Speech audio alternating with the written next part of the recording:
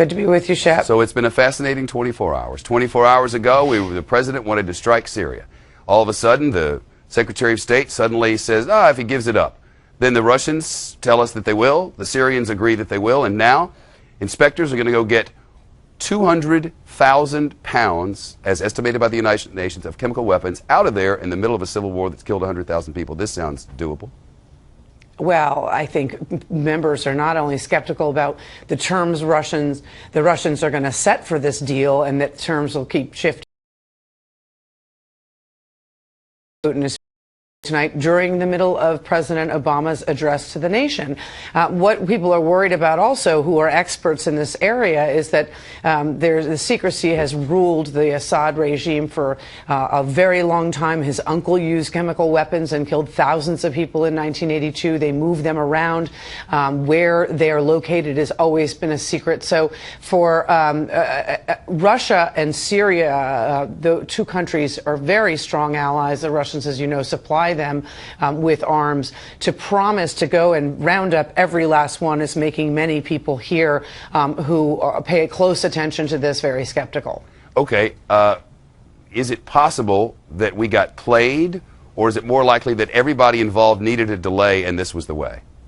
Well, you know, even if they were played, I spoke with Democrats and Republicans these last 48 hours, 24 hours, who said this is still a rescue. President Obama, because Secretary of State Kerry had initially sort of thrown this out as an offer, has to proceed with this. He has told senators today in meeting with them face to face that he believes the threat of the strikes were what brought the deal together. They have to see it through. So the next couple of weeks will be very critical for President Obama. He gets the pause and he gets the delay. But if he wants to keep a strike on the table as a credible and serious threat and try to keep the Congress behind him on that, that's a very tall order, because not many people expect that once the delay has happened, it is really going to end in a fruitful negotiation and the actual handover of weapons that can be destroyed. He needs some support to push through any sort of legislative initiatives over the next years of his presidency.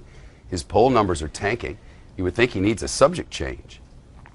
Yes, he does. And unfortunately, this speech tonight and this pause is not going to change the subject. We're going to be talking about Syria for weeks to come, because everyone's going to be watching how the Iranians respond to this, whether the Chinese side with the Russians, how this plays out in the UN, and what kind of ultimatums Vladimir Putin continues to give about what the U.S. has to promise in exchange for this handover. It's really a problem for President Obama. As you know, Shep, his window to be influential before becoming a lame duck president was so small anyway this year. And this crisis, which he's so badly bungled, objectively, both parties will tell you that he has bungled this, and you see it in the polls from the American people, really makes it difficult for him to face a fiscal fight in the fall to raise the debt ceiling, get a budget passed, and try to revive momentum for immigration reform as well.